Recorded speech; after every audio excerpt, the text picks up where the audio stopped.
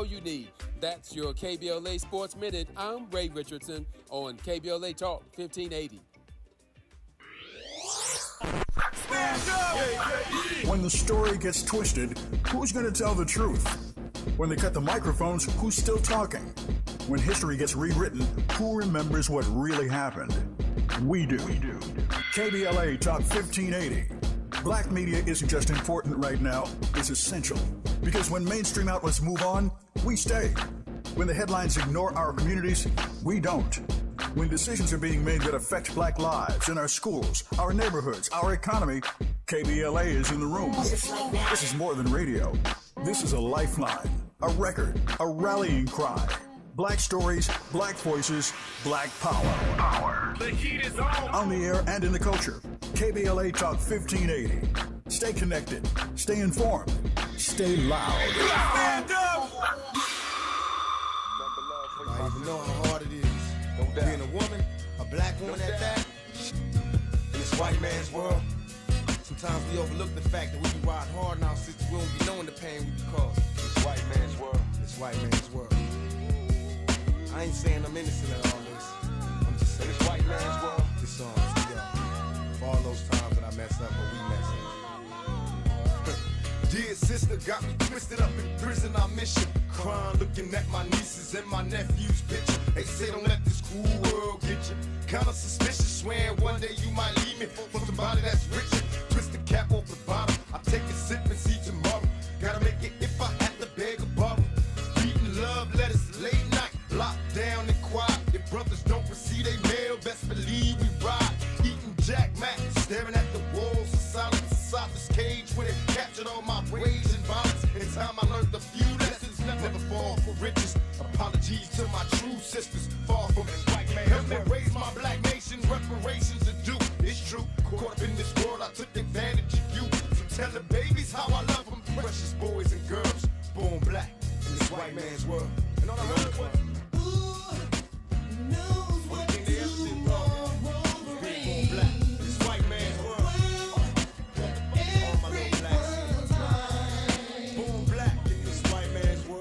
KBLA Talk 1580. It is a Freedman Friday around here.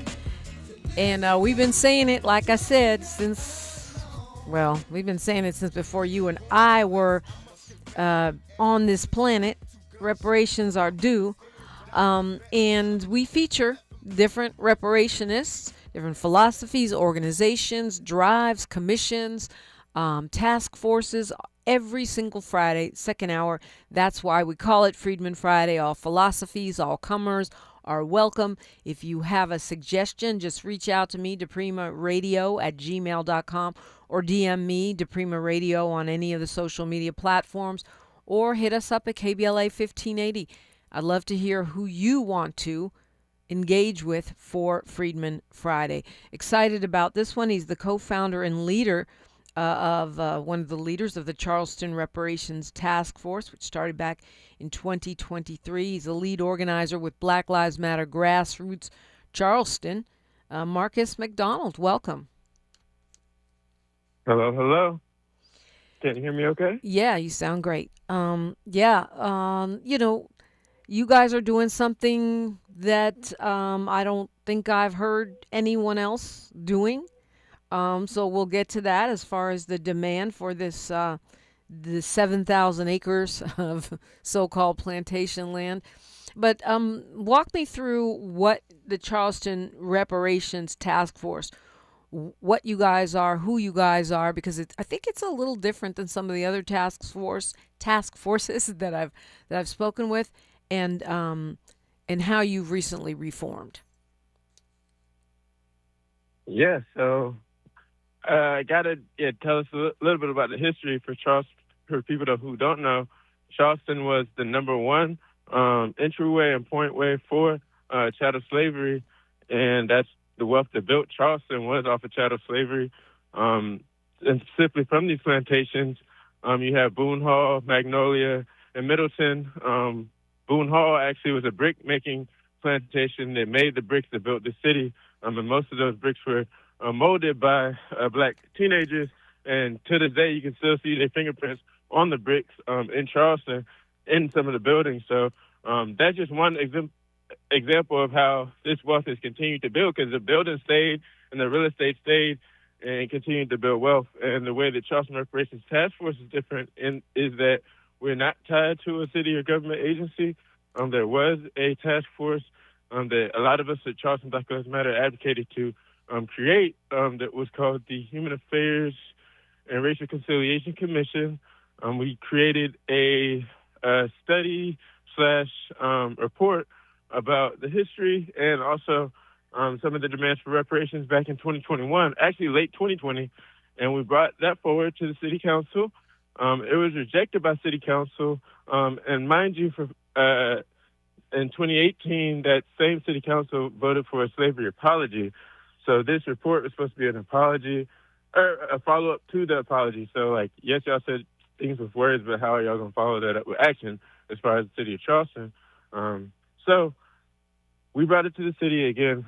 City council rejected it. The mayor accepted the report. And after that was like September 2020, it led to an ongoing fight for us to even have the commission as a permanent entity into the city of Charleston. And that entity, the commission, like I said, of Human Affairs and Conciliation, was gutted. And even before it became a thing, it was rendered pretty much powerless as only recommendation body from the city. And it was gutted this year in the whole Trump dismantling a DEI thing. So, that's where we're at right now as far as like how we were started. We started with myself and Akua Page, who is a historian. She is Gullah Geechee. And I have Gullah Geechee ancestry, like my mama's from here, and all my family from my mom and dad's side. But she's a Gullah Geechee historian.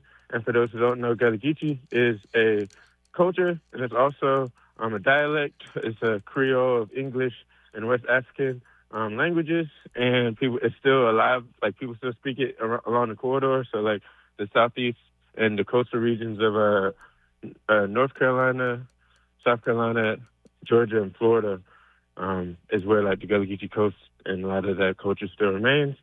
And so we started in 2023, even when the commission was still with the city, just knowing that city commission was not going to be enough, and we had to create our own grassroots group to really push this and take this to the next level.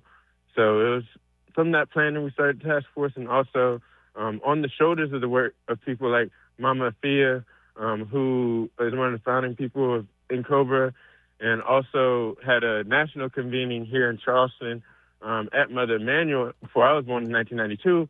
And at Mother Emanuel, AME, which is my great-grandmama's church, she lived to be 102. I'm also a member of that church.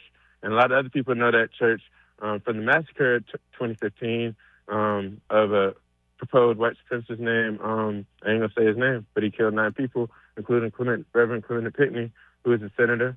And from that same church was also, it birthed the AME Church, and it was built on revolution. It was built on those principles. Denmark Vesey was one of the main people of that church, who also had planned an insurrection in 1822 that was foiled. But that's the revolutionary history of Mother Emanuel and of Charleston, that we're continuing with this action. Just to be like, these are lands and our ancestors were enslaved, and it continues, and there must be some ownership from us on it. So I know I spoke a lot, but that's the only reason. The only reason I was chuckling is because that was a lot. That was a whole slice of cheesecake full of facts. But it's good because we have the hour, so we can go back and make sure people are clear on some of what you just laid out, which is powerful history. I didn't know Denmark Vesey was a member of Mother Emanuel Church. There's something that is new information for me. But the other thing you said to me about this task force that you have now, which is the independent task force, so Charleston's Reparation Task Force being separate from the former city reconciliation committee, is that there are a number of people on your task force who are documented descendants of these plantations that we're talking about, right? Correct.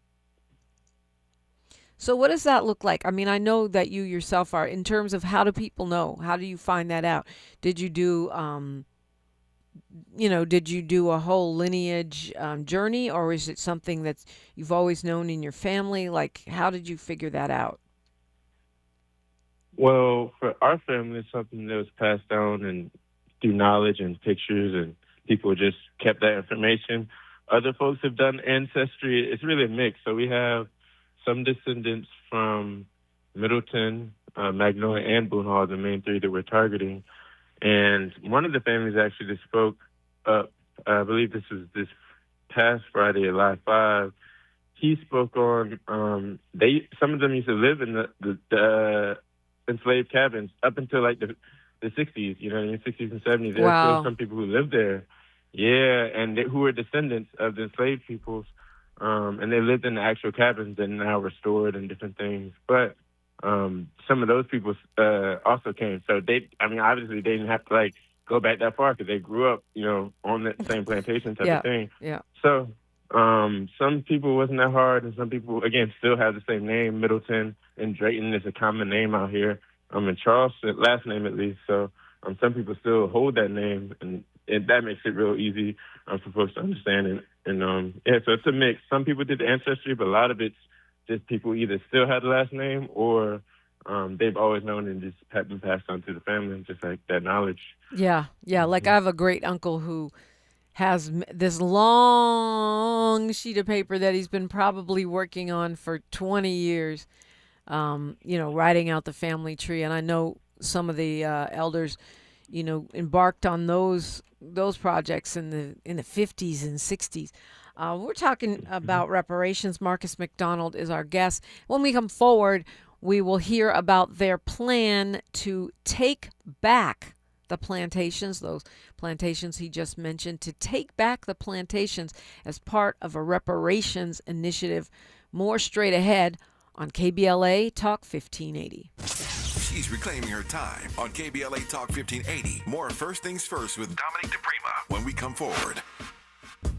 Hi, I'm Zoe Williams, host of The Voice of Reason, weeknights at 7 p.m. here on KBLA Talk 1580, with a personal invitation for you to join me and Insight.me as we present The Healing Box, live at Inglewood's world-famous Miracle Theater, Saturday evening, May 23rd at 7 p.m. Look, I understand your attachment style has been running your life like a rogue algorithm, and nobody has had the courage to press pause. Until now, Dr. Bakoya McCall and yours truly are curating a night where clinicians, spiritualists, and an all-star panel of Black woman healers like Dr. Shalonda Sunshine Crawford, Dr. Jashana Johnson, and spiritualist Precious McGill will join some amazing spoken word artists and the legendary comedian Louis Dix to diagnose, disrupt, and heal your relational wreckage in real time. Listen, bring your trauma. As a matter of fact, bring your baby mama. No, bring your testimony. And if you're still texting your ex at 2 a.m., baby, you're not just invited, you're the target demo. Tickets are moving fast, so grab yours at themiracleinglewood.com before your dating history gets flagged as a pre-existing condition. That's themiracleinglewood.com. We'll see you there Saturday, May 23rd at 7 p.m.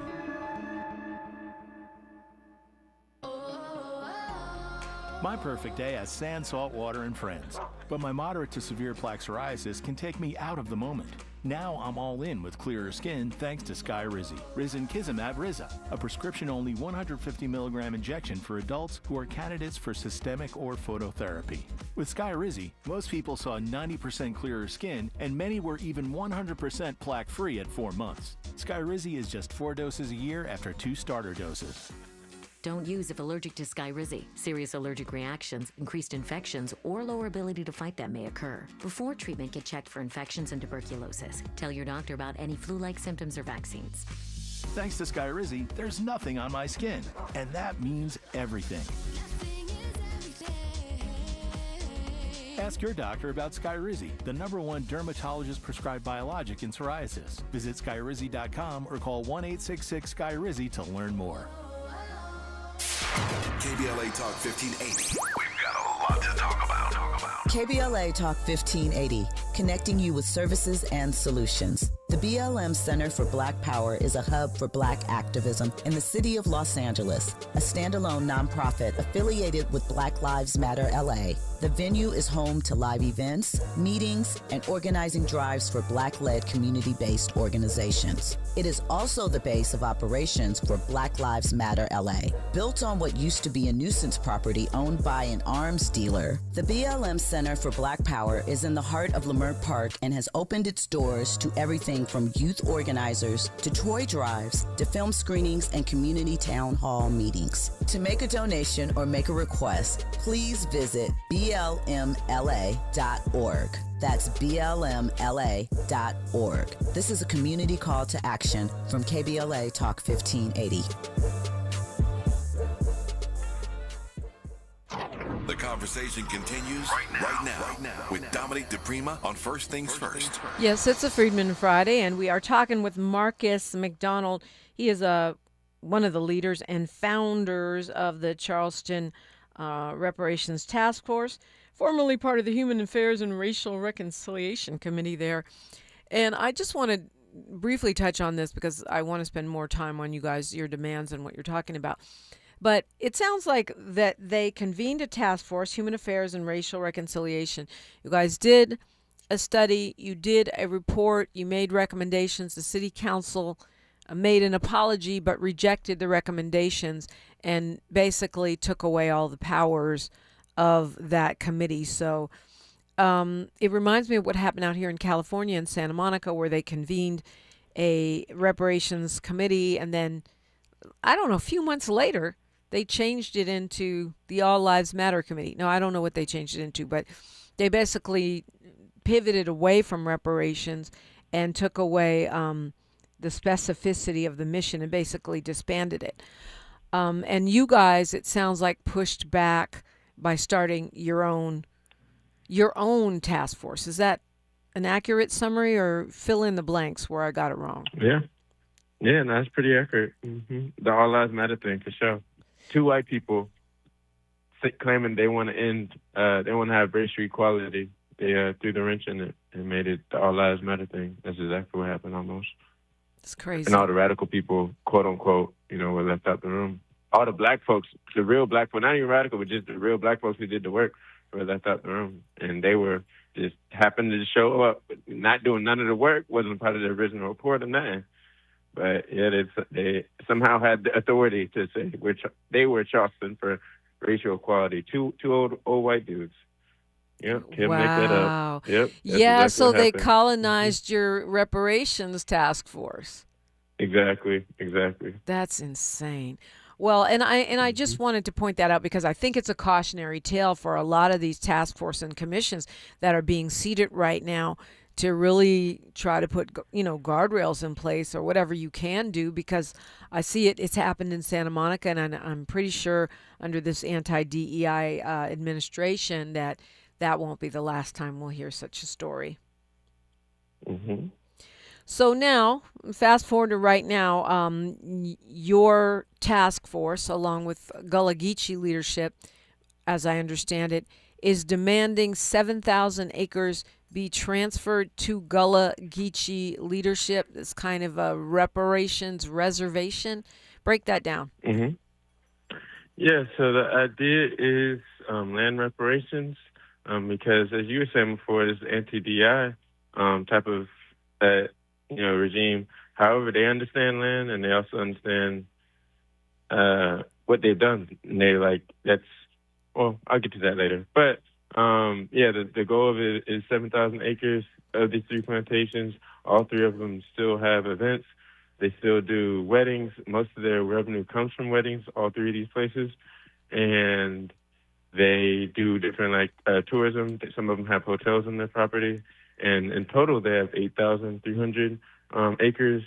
And this 7,000 would be, again, part of the negotiation part, which 7,000 out of the 8,200. And if 7,000 is the minimum, and again, negotiations will be as far as what specific acreage will be selected, but that's the original demand.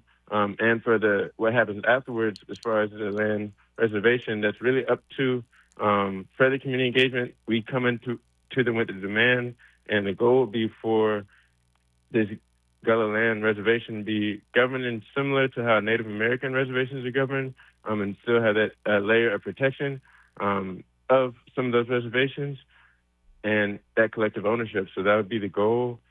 And with reservations, there are certain different industries and financial instruments you can use that make revenue for the reservation, but also the outside community. So we've seen with Native American nations that they've been able to do that and support their citizens and their people in that way. So we'd like to learn from them and, potentially have that similar type of governance that's representative of the wider Charleston community, because you have in Charleston, it's a peninsula, but there's also islands around because we're coastal. So each community has their different issues, like there is everywhere. So we would like this land council to be representative of, across people, from the Charleston area, to make decisions on what happens at the reservation and how the reservation can benefit the wider community. So that's our goal. That's our goal overall. But the decision at the end of the day would be community-wide. So you're talking about transferring 7,000 acres to make it a semi-autonomous, like a reservation that is governed by a council. Who owns, I'm putting air quotes around owns, who owns that land now? It's currently owned, there's different ownerships but mostly it's owned by nonprofits or the private entities that are connected to the families. When you say families, what do you mean by families? Families, the same families who own my ancestors. Yeah, those families. So slaveholding families. Exactly. Yeah, the Middletons, the Draytons, and the Boone family. I'm forgetting the name right now, but they had a lot of different last names, and it's passed ownership over a couple of different hands. But the original family still has decision-making power. And with the Middletons, it's more direct, and they also have a nonprofit where, if you go to ProPublica.com, you can find information on how much they make a year. They're nonprofit. They don't have the information about their for-profit. But we know with their nonprofit, they had their most record, Middleton Foundation that is, they had their most record year the year after the racial reckoning. They made over $9 million in profits in 2021. So. And basically, they're profiting off they're pretty much profiting off the history of enslaving us. Exactly. I mean, because otherwise it's just a plot of land, right? What makes it a profit center is the fact that it's a plantation, which is that we were crazy. Enslaved there. The land wouldn't have any significance if it wasn't for us. That's why the demand is so strong. Y'all wouldn't have this land. It would be nothing without us. Charleston that is so crazy to me. I mean.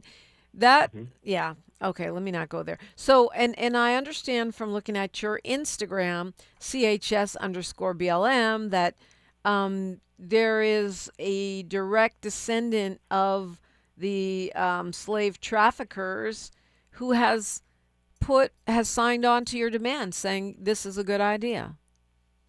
Yeah, so we've had tons of folks, and I say at least, to be specific, at least 6 families, white families who have been like, we are related to the Middletons. And when I say families, like family units, so like mom, dad, their uncles, like their whole family unit has relationship to either Middleton, Magnolia, the Draytons, or Boone Hall family. And they said, and I feel like, and they told me this, that they kind of carried this guilt of like, we know we're related to these people, but what can we do as a, benefit as reparations, in our own way. So when they saw this, it was like, we have to jump on this. We have to use our voice in this way. So a lot of them did, come out and speak, and they felt, thankful to be able to speak on this and show their support.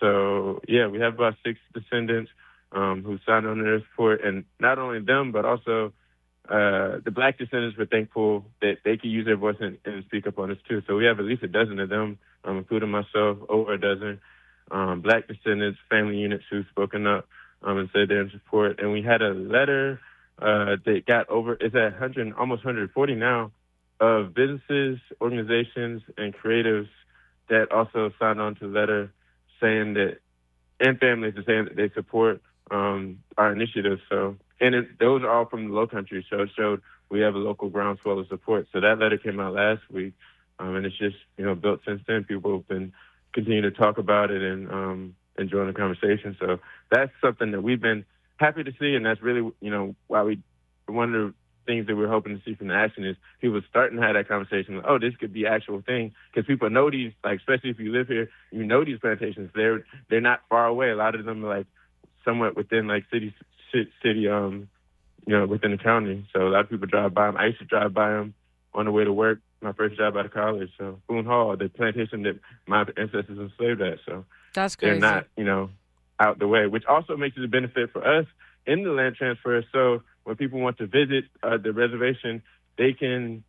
It's not that far away. It's about like 15 minutes away from the center in the Mount Pleasant one in Boone Hall. It's pretty much within. It's like maybe like less than 10 minutes. So it will be accessible for us once we have ownership and collective, control. So you've given them. We only have a minute here, so we'll continue after news, traffic, and sports on the other side of that. But you've given them 40 days. I'm not sure when that ultimatum was given. Where are we in the countdown clock? You initially gave 40 days to answer, to come up with a plan to transfer this land. June 8th. The deadline is June 8th. June 8th. Yep. And who did this demand go to? The nonprofits and the current land, quote unquote, owners? Correct. All three. And my understanding is so far they've talked to the press, but not to you, not to the task force. Exactly. What are they saying to the press? They're saying that they'd like to teach history, and they've heard our concerns. They've heard your concerns, and we'd like to teach some revisionist history, and we hear your concerns, but have not, even though claim to hear the concerns of the Charleston Reparations Task Force, which, by the way, is at Charleston 4, number 4 reparations, on Instagram, but have not actually responded respectfully to you in any manner. We'll continue this conversation. We're talking reparations. It's a Freedman Friday on KBLA Talk 1580. A safe place to go loud. A great place for progressive politics. KBLA Talk 1580. I'm Bree Wood with BIN News Now. President Trump says the ceasefire with Iran remains in place despite Thursday's exchange of fire. They trifled with us today. We blew them away. They trifled. I call that a trifle. U.S. officials say naval attacks were intercepted in the Strait of Hormuz, prompting American strikes on Iranian sites. Iran denies wrongdoing. The Southern Poverty Law Center has pleaded not guilty to federal fraud and money laundering charges brought by the Trump administration. Prosecutors allege the group misled donors by paying informants tied to extremist groups. The SPLC says the accusations are false and vows to keep fighting white supremacy. And San Francisco has officially named a stretch of Interstate 80 the Willie Mays Highway. The section runs from Treasure Island to downtown near Oracle Park, honoring the Giants legend on what would have been his 95th birthday. Get BIN News Now on demand 24/7 on the iHeartRadio app. Sing along to all your favorites when multi-Grammy winners Lady A take over Fantasy Springs Resort Casino May 16th for a night of non-stop country hits. Tickets on sale now at FantasySpringsResort.com. This is the KBLA Sports Minute with Ray Richardson. Reality is knocking on the Lakers' door with a very somber message. The Lakers simply aren't good enough and don't have a deep enough roster to deal with the Oklahoma City Thunder. OKC has a 2-0 lead in the best-of-7 semifinal after their 125-107 victory Thursday night. The Lakers played much better than in Game 1, but they never recovered from a demoralizing third quarter. With Shai Gilgeous-Alexander on the bench in foul trouble, OKC used a 22-4 run to erase the Lakers' 5-point lead. The Lakers committed 7 turnovers in the third quarter. Perhaps the most painful stat of the night was OKC's bench outscoring the Lakers' bench 48-20. Austin Reeves had a game-high 31 points and LeBron dropped 23, but the formula did not change. Reeves and LeBron did not get enough help. Game 3 is Saturday night at Crypto.com. No debates, no speculation, just the info you need. That's your KBLA Sports Minute. I'm Ray Richardson on KBLA Talk 1580.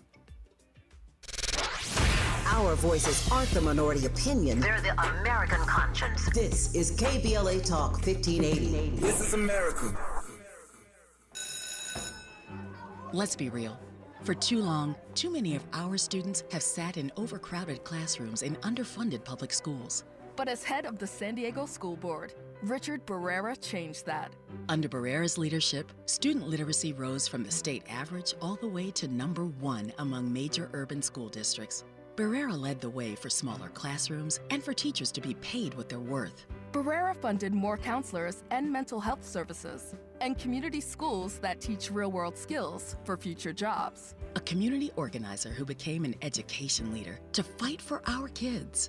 The only candidate for State Superintendent of Public Instruction. Backed by the 310,000 classroom educators of the California Teachers Association. Vote Democrat Richard Barrera for State Superintendent. Ad paid for by California Teachers Association Independent Expenditure Committee, not authorized by a candidate or committee controlled by a candidate. The joint will be jumping.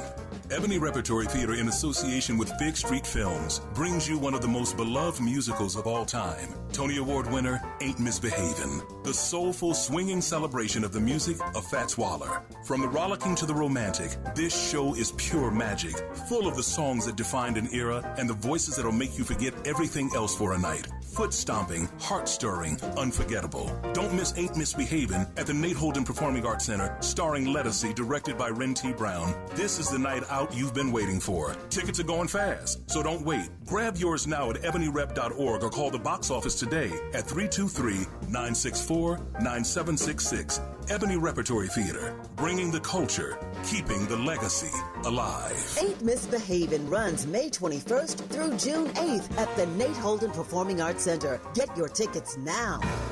Lots of places can expose you to identity theft. Oh no.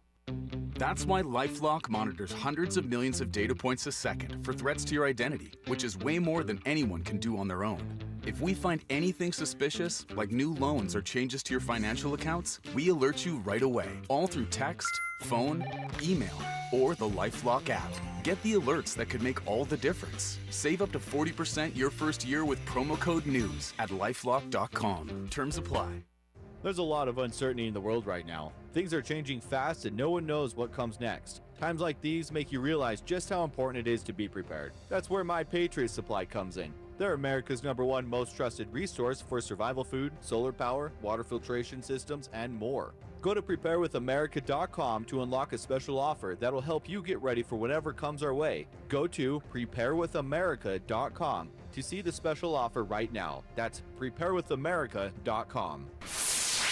We're not for everybody, but we're for everybody. You're listening to KBLA Talk 1580. You are indeed. We're talking with Marcus McDonald on a Freedman Friday. He is with Black Lives Matter Grassroots Charleston. He is also a member of the Charleston Reparations Task Force. And I just want to say before I forget, because Juneteenth is around the corner, I see here that one of the things you have on all of these social media sites is Juneteenth requires reparations for slavery and Jim Crow. So you making that connection that Juneteenth is not just a time to have a day off. Yeah, and that was a big inspiration to the to us our founding in 2023. Because if you remember, that's when I believe they made it a federal holiday. I mean, it's either that year or the year before. And we did feel a little bit off about, this day off in the celebration, yes, but it's also a part of our tradition is action and direct action and fighting for our rights and fighting for our human rights to be respected. So that's what was also a part of the formation of this. Like, it shouldn't just be a dance and a vibe. Like, yes, we love doing that, but we also have to take action too. And that's why the 40-day deadline ending in June 8th was also so important, because we wanted for that deadline on people to think that whatever happens June 8th, to be thinking of like what we have going on and what our action and our demand is. So it can be enthusing people while people is doing the events like, yo, the deadline already passed. Like, what are we as a people going to do if they don't respond the way we want to? Or if they respond the way we want to, okay, now this is 7,000 acres. This is in process. How is we as a people going to make sure we have people's input and folks can really be all hands on deck? So that's why we want having June 8th so can be part of the conversation for everything that will be happening June 18th and through that weekend. Mm-hmm. So you've given them 40 days to come up with an answer, to come with, ideally to come and say, okay, here you go, here's your land. That's unlikely, but it could happen.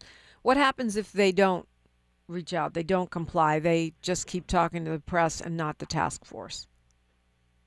Well, then there'll be escalations. Certain different escalations. Yep. So you're just this demand moves forward, it just levels up. Yeah, exactly. Mm-hmm. And how can people help? We have a lot of reparationists that are part of this show, and they're always trying to help further reparations in good faith reparations movements and actions across the country, around the world. How can people help? Well, definitely, as you said before, you can follow us on Instagram at Charleston 4 Reparations, the number 4 Reparations, and Charleston spelled like Charleston is. And another thing that's going to be another step in the future is the UN conference. So any folks who have ties to the UN and international support, that's something that will be another escalation, another level. Also, we will be starting an international sign-on letter. So families, organizations, businesses that want to sign on to that letter, they can. We also encourage, if you're a part of any organization anywhere that wants to put their letter of support, like we, as whatever organization or business you're part of, wants to sign on, they can send that solidarity letter to us on the Instagram account and via email at lbcnnetwork843@gmail if they want to send us that letter of solidarity support. So, yeah, those are some things we do internationally to support. And, yeah, we're always looking for that, grassroots. So those letters of support are so big, too, because these are private entities that make money, as we said before. And what they don't understand in morality, I know they understand dollar bills. So once those dollar bills stop coming in, I believe that'll wake them up. And it blows my mind that people want to go to a plantation to get married anyway. That's just weird. Yeah. Let's go roll around in some of the worst part of American history and put that on our marriage. But anyway. Yep. And that's one more thing, too. I mean, yes. But no also worries. Folks who, and this is going to be something we announce and explain further, but folks who maybe are planning, because Charleston is a popular wedding destination, if you want recommendations on other places to do your wedding, or you want to sign your wedding in support of our action, we're going to be creating that as well. We still workshopping that, but we want people, if they're planning to get married, to also be able to shout out and be in support of us, because you can be married anywhere else other than these plantations, and we want to help you get to that point. And even if you have signed up to that plantation already, you want to, we already made this deposit, but we want to change and be in support with y'all. We're going to give the opportunity for those type of people that also make their voice heard and be in solidarity. So there's going to be further opportunities for engagement. We're going to have teach-ins as well. Some will be local, and some of them will be call-in based. So that'll be an option. And also throughout the corridor, throughout the Southeast, there's plantations all over. So, and even into the Caribbean. So we want to, make this a model for other folks internationally to be able to take from and learn from.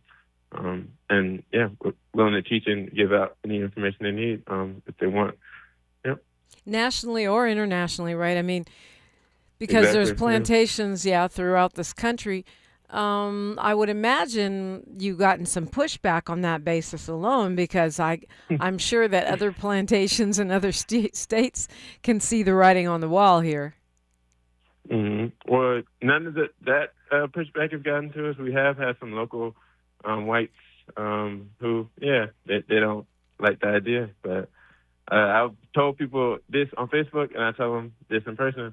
But our ancestors faced the front lash for us to survive and thrive. So we can't be worried about no white backlash. I ain't worried about it. I mean, I know it'll exist and they'll come, but I'm doing this for black people. I ain't doing this for white people. White people have done enough. So, and there's some white people, as by the white descendants and others, who know what's right and what should be done. So those are the white people who I am talking to and organized with. The people who don't think this is a good idea or whatever, like I know there's gonna be a lot of people like that. Those people probably was mad at MRBC too. But I can't be worried about that right now. No doubt.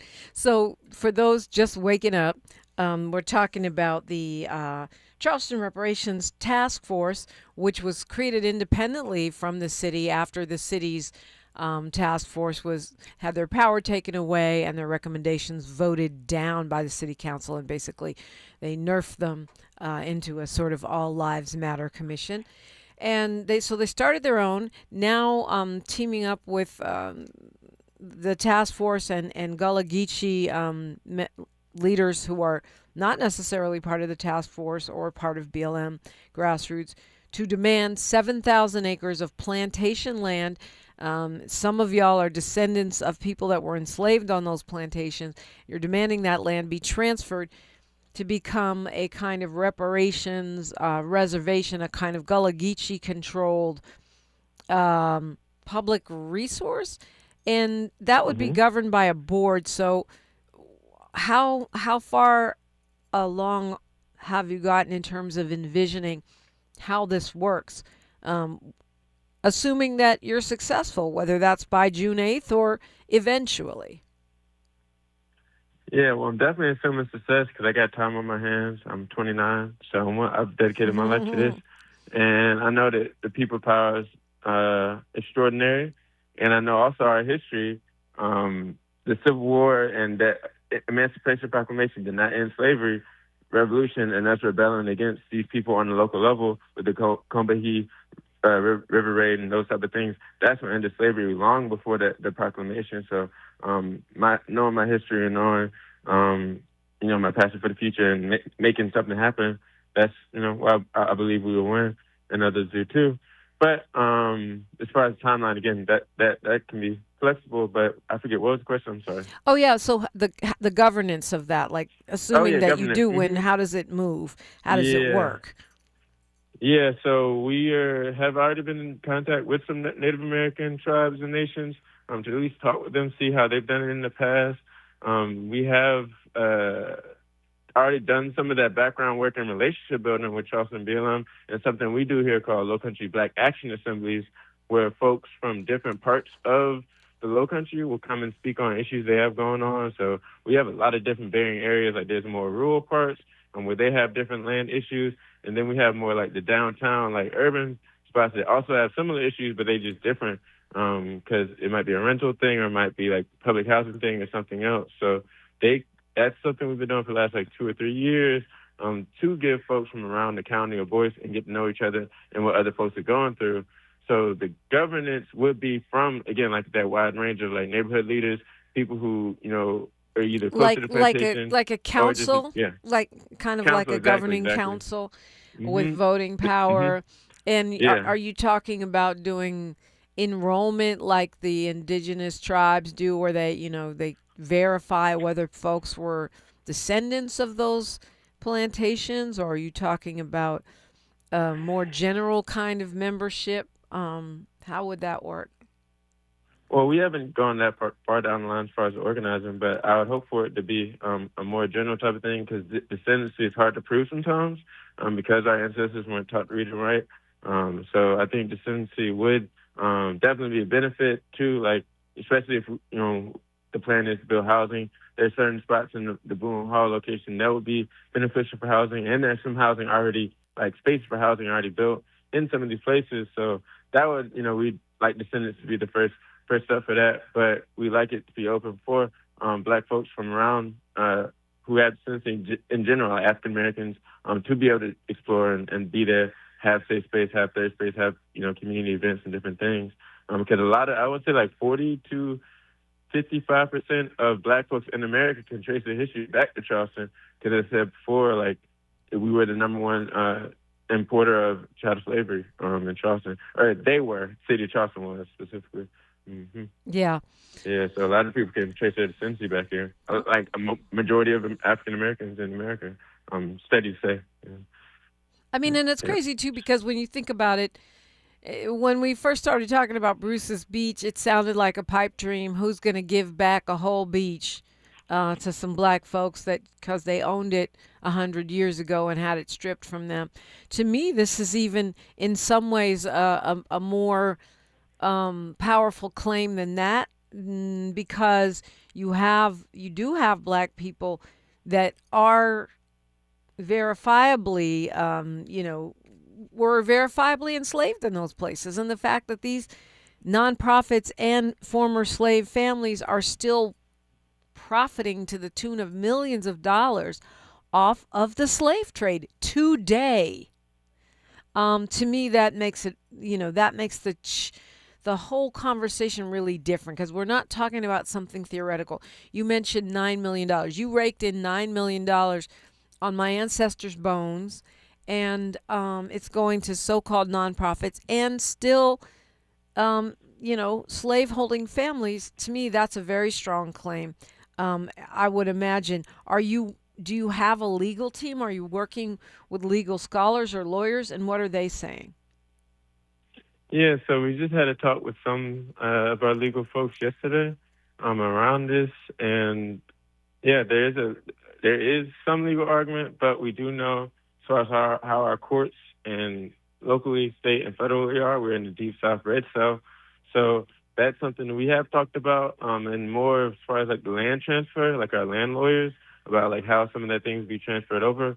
As far as taking them to the courts, that's something that we have. That's not our first rodeo on it, or at least one of our first points of direction. Yeah, but we've talked to a few different lawyers, land lawyers, and also lawyers on that topic, as far as like people who actually getting trained on reparations law. I believe Howard has a program, and there's certain different programs for specifically lawyers who are training on reparations. So we've talked with a few of them, and a few of our elders have those lawyer contacts, even with the UN. I'm trying to get them to in community and conversation with us. But yeah, so it is part of the conversation, but we haven't, going forward and making that, our direct thing, our public facing thing yet. Mm-hmm. Marcus McDonald. Yeah, that's been in conversation though. Mm-hmm. Marcus McDonald is my guest. We're talking reparations, and specifically the demand and the action that is taking place around the proposed transfer of 7,000 acres of plantation land back to Gullah Geechee and reparationist leadership. We will continue this conversation when we come forward on KBLA Talk 1580. More of First Things First with Dominic DePrima when we come forward. Hi, I'm Fred Martin, founder of Compton Kids Club. I just want to talk about the authenticity and tell y'all about my homeboy, Tom Steyer. Tom is a rock star. When I met him, Tom gave a grant to schools in San Francisco. All the kids were on probation. We were flying instructors for 2 years to come and help those kids doing performing arts and turning their life around. Some of the kids that he supported, they've graduated from UCLA. Let's fast forward. Tom is in schools in Compton, hanging out with the kids in the piano classes. Brother Tom Steyer hangs out in the studio with us. These are the seeds that he's planted. This has nothing to do with elections. What's coming out of his mouth is not a campaign speech. It's authentic, and when he say he walks away from a business because he want to do his values, he ain't making that up because he's running for governor. This man is real. Ad paid for by Steyer for Governor 2026. Let's be real. For too long, too many of our students have sat in overcrowded classrooms in underfunded public schools. But as head of the San Diego School Board, Richard Barrera changed that. Under Barrera's leadership, student literacy rose from the state average all the way to #1 among major urban school districts. Barrera led the way for smaller classrooms and for teachers to be paid what they're worth. Barrera funded more counselors and mental health services, and community schools that teach real-world skills for future jobs. A community organizer who became an education leader to fight for our kids. the only candidate for State Superintendent of Public Instruction. Backed by the 310,000 classroom educators of the California Teachers Association. Vote Democrat Richard Barrera for State Superintendent. Ad paid for by California Teachers Association Independent Expenditure Committee, not authorized by a candidate or committee controlled by a candidate. When the story gets twisted, who's going to tell the truth? When they cut the microphones, who's still talking? When history gets rewritten, who remembers what really happened? We do. KBLA Talk 1580. Black media isn't just important right now, it's essential. Because when mainstream outlets move on, we stay. When the headlines ignore our communities, we don't. When decisions are being made that affect Black lives in our schools, our neighborhoods, our economy, KBLA is in the room. This is more than radio. This is a lifeline, a record, a rallying cry. Black stories, Black voices, Black power. The heat is on the air and in the culture. KBLA Talk 1580. Stay connected. Stay informed. Stay loud. Stand up! This is KBLA Talk 1580, where everybody is somebody and nobody is a stranger. You belong here. Time flies when you're on the radio. Marcus McDonald is my guest. He's out of Charleston, BLM Grassroots Charleston, also the Charleston Reparations Task Force. They are demanding this 3 different plantations, 3 of the biggest ones there, be transferred over to the hands of Gullah Geechee and reparations leadership, a kind of a reparations reservation. They've given a June 8th deadline for this. And you've done some actions, not just sending a strongly worded letter. Tell me about some of the, actions that you have been doing to bring this to the public's attention. Got you. Thank you so much. That's a huge part of it. And it's something that, we thought would bring some excitement, some energy to it, and we're thankful that it has. The action we started planning really in January this year. We talked with some elders, and it happened April 22nd, but we started working on it, organizing, thinking how we would go about it. And the idea went through multiple iterations, the brainstorming process with the elders and also people my age, and we wanted to have it be intergenerational. And it really was. So we had, I think the youngest person out there was 22, and she's with Charleston BLM and the task force. And then the oldest person, she, I think in her 80s, and she's, Mama Thea, she organized with us and was, again, one of the people who, we stand on the shoulders of as far as like reparations work, and even, some other work we've done in the past. But, so we were about 8 deep. And we had a videographer, we had a flag bearer with the Gullah Geechee flag, and then we also had an African drum to invoke ancestors. We did libation beforehand. We did the Asad Shakur information beforehand, and we went in there. We had our marching orders, and we knew what we were going to say going into it, and we did collective leadership. We voted on some things even before we went into there. Talked about what we was going to do, drove there. Again, after 3-4 months of planning this, it's not a lot of it face-to-face conversations until we took it to text and different, other apps on it. And, we went in there 8 deep, 2-file. Ain't nobody want to do the African drum, so I did the African drums. So we, got out the car, and also we're all black. So we're in all black, and in an 8-file. Mind you, it's a Wednesday, 10 o'clock. So there's tours going on. At the plantation. We're talking about the plantation right now, yeah. At the plantation, at Middleton. So there's different tours. And mind you, we had emailed them, and they expected it to just be me and have a one-on-one conversation. It was really an ambush meeting. And so they're expecting it to just be me. And then it's one dude, and he sees us coming as a group of 8. And he's probably in his head oh shit, oh shoot, how's things going? Or how what's about to happen? We pull up, and then he, there was a decision made that we would let him speak first. We would prefer if we just get a statement, but we allowed him to speak first. and he took us to this bench, and then we spoke, and he told us some information about what they're proposed and that it's done. And it's really like, what's the word? It's trinkets that they've given the Black community over the years. For example, they do a scholarship that's only, if you can prove your descendancy, they give you $2,000, which is barely enough for somebody to cover a textbook. You know how much tuition costs per year, mind you, like, you know, for a whole 4-year, 2-year, you know. Right, we're still degree. profiting millions every year off of the blood of your ancestors, but here's $2,000. Yeah, here a couple $1,000 exactly. So, and that's if you can prove, you know, you had, and mind you, our ancestors, they were right. It was rice plantations, so that's some of the deadliest forms.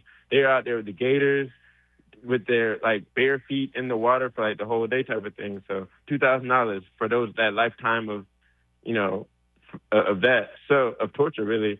So that's what he was telling us, and that we work with these communities. It actually helped us like afterwards with the power mapping, because he mentioned people that we'd have to like call in and be like, yo, and people we already knew would be like, yo, if they try to like get y'all to say something, like just make sure y'all on our side with it. So, and all the little people say yes and they on our side. But we let them talk, and then we said our declaration. We it was about four of us spoke, and the elder just stood and, you know, and backed us up.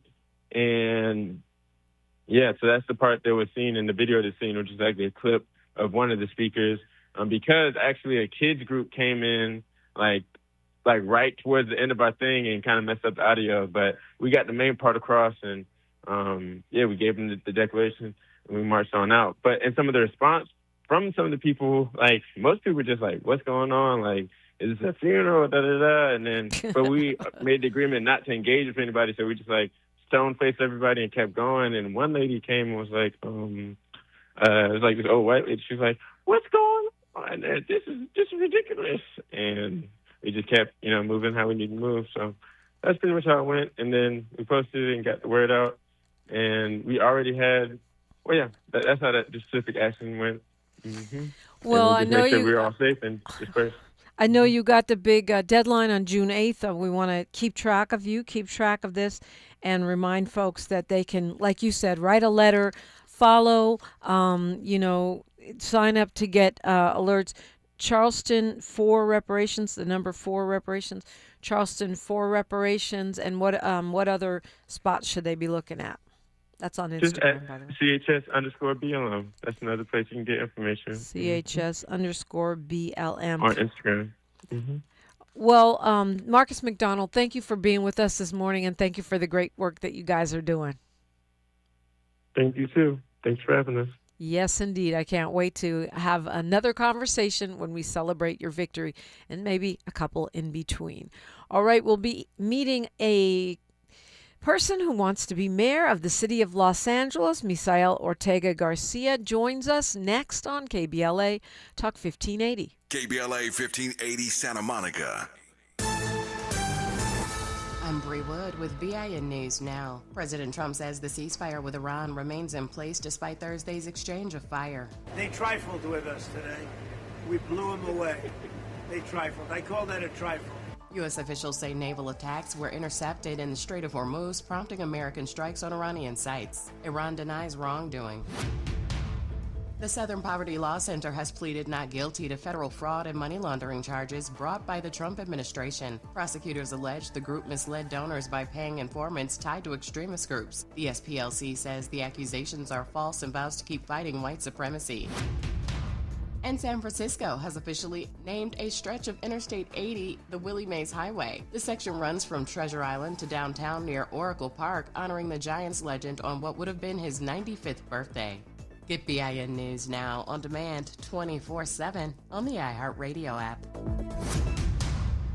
Sing along to all your favorites when multi-Grammy winners Lady A take over Fantasy Springs Resort Casino May 16th for a night of non-stop country hits. Tickets on sale now at FantasySpringsResort.com. This is the KBLA Sports Minute with Ray Richardson. Reality is knocking on the Lakers' door with a very somber message. The Lakers simply aren't good enough and don't have a deep enough roster to deal with the Oklahoma City Thunder. OKC has a 2-0 lead in the best-of-7 semifinal after their 125-107 victory Thursday night. The Lakers played much better than in Game 1, but they never recovered from a demoralizing third quarter.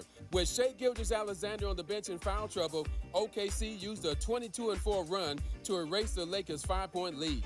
The Lakers committed 7 turnovers in the third quarter. Perhaps the most painful stat of the night was OKC's bench outscoring the Lakers' bench 48-20. Austin Reeves had a game-high 31 points and LeBron dropped 23, but the formula did not change. Reeves and LeBron did not get enough help. Game 3 is Saturday night at Crypto.com. No debates, no speculation, just the info you need. That's your KBLA Sports Minute. I'm Ray Richardson on KBLA Talk 1580.